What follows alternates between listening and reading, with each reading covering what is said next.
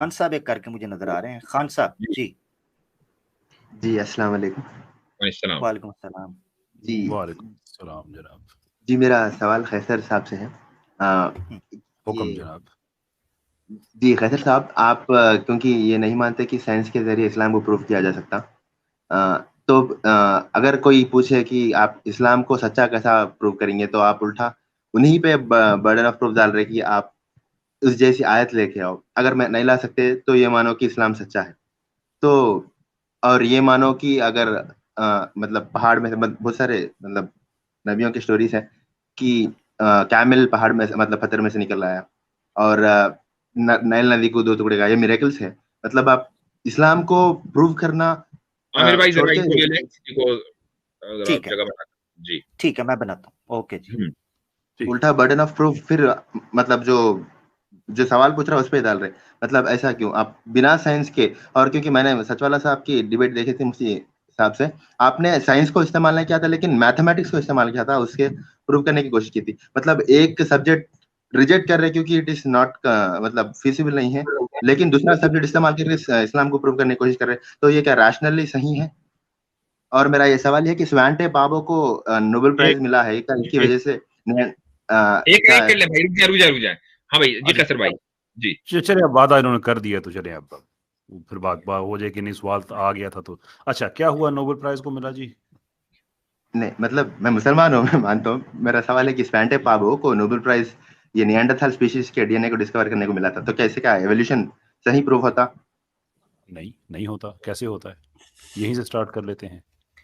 वो कल कल भी यही सवाल मुझसे किया था कि उसको एक क्लास में, तो मैंने कहा कि नोबेल प्राइज तो मलाला को भी मिला हुआ है, इससे क्या प्रूव होता है दुनिया में और अमन के लिए मिला हुआ है, और देखिए, तो और बराक ओबामा को भी मिला हुआ है।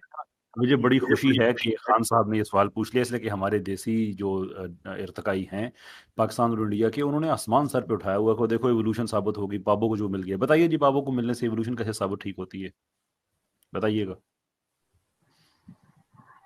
मतलब वो एक्चुअली साबित साबित का मतलब एक एविडेंस तो मिला ना कि निएंडरथाल क्या स्पीशीज एक्चुअली में यूज करते थे। तो उसका एवोल्यूशन से क्या ताल्लुक है? अनलेस मतलब एक एविडेंस तो मिला कि हमारे ह्यूमन एवोल्यूशन हुआ था, कि हमारे एंसेस्टर्स निएंडरथाल से वैसा। कि हमारे जो एंसेस्टर थे वो नियांडरथाल से, ये आप कह रहे हैं? नहीं नहीं नहीं, मतलब हाँ? इट्स एन एविडेंस, लाइक हम रिजेक्ट तो नहीं कर सकते कि fossil evidence of evidence what? मिला। हाँ, फॉसिल एविडेंस किस चीज? यस। निएंडरथाल का। नियांडरथाल्स का मिला, सिर्फ फॉसिल नहीं मिला, जेनेटिक भी मिल गया। लेकिन उससे एवोल्यूशन कैसे साबित हो रही है, मैं आपसे ये पूछ रहा हूँ। I don't know. You see, that is the problem, और मैं आपसे यही नो। सुनना चाह रहा था। बस बस। अब गौर से सुनिएगा। मैं कोशिश करूंगा कि ये क्लिप निकाल के मुफ्ती साहब की इजाज़त से मैं लगा भी दूं कि ये पाबो वाला जो है बिल्कुल। ना, एक नया शुरू कर दिया है। पाबो ने ये किया है कि उसने नियांडरथाल्स का एक तरीकाकार 30 साल लगा के उस आदमी ने एक तरीकाकार वज़ा किया है कि उनका डीएनए हम किस तरह से एक्सट्रैक्ट कर सकते हैं और एक जीनोम का हम सीक्वेंसिंग कर सकते हैं, जिसके नतीजे में हमें ये पता चला है कि दुनिया में बहुत से इंसान ऐसे हैं, तकरीबन हर इंसान ही आप कह रहे हैं, अगरचे उसमें कुछ फ़र्क है, कुछ लोग कहते हैं यूरोपियन, कुछ कहते हैं कि नहीं, बाय एंड लार्ज सभी, कि हम में नियांडरथाल्स का डीएनए पाया जाता है। ठीक है। अब यहां से सिचुएशन टोटल चेंज हो जाती है, जो कि एक्चुअली एवोल्यूशनिस्ट के खिलाफ एविडेंस चला जाता है।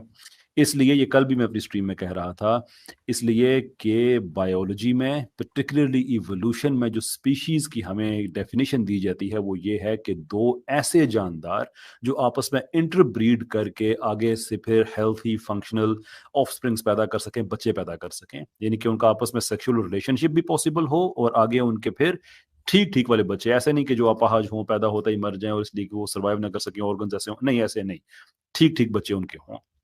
Now here is the thing, अगर हम में नियांडरथाल्स का डीएनए पाया जाता है तो उसका मतलब यह है कि एट सम स्टेजेस हमने और उनमें आपस में इंटरब्रीडिंग की, और अगर हमने इंटरब्रीडिंग की तो इसका मतलब यह है कि हम और वो एक ही स्पीशीज हैं, वो इंसानों का ही एक सब कबीला हैं, जैसे एक हम बड़ा सेपियंस का कबीला कह लें, एक उनका कबीला कह लें, लेकिन हम हैं ही इंसान, और ये एविडेंस उसका ये है कि हम में उनका डीएनए पाया जाता है। और अगर हमने किसी स्टेज पे इंटरब्रीडिंग नहीं की, वो स्पीशीज ही और हैं, तो फिर ये इम्पॉसिबल है कि उनका डीएनए हम में आ जाए। इससे ना कॉमन एंसेस्ट्री साबित होती है, इससे ना इवोल्यूशन साबित होती है, इससे ना ऑस्ट्रेलोपिथेकस साबित होता है, इससे ना होमो हैबिलिस साबित होता है। तो ये साबित होता है कि एक और स्पीशीज थी, उनका डीएनए हमने एक्सट्रैक्ट किया है और हमारे डीएनए में उनके डीएनए की रिजेम्बलेंस मिलती है। That's it. रिजेम्बलेंस मिलती है टू से कि वो भी इंसान थे, हम भी इंसान हैं, वो खत्म हो गए, कबीला हम हैं, दैट्स ऑल। इसमें एवोल्यूशन कहाँ साबित होगी?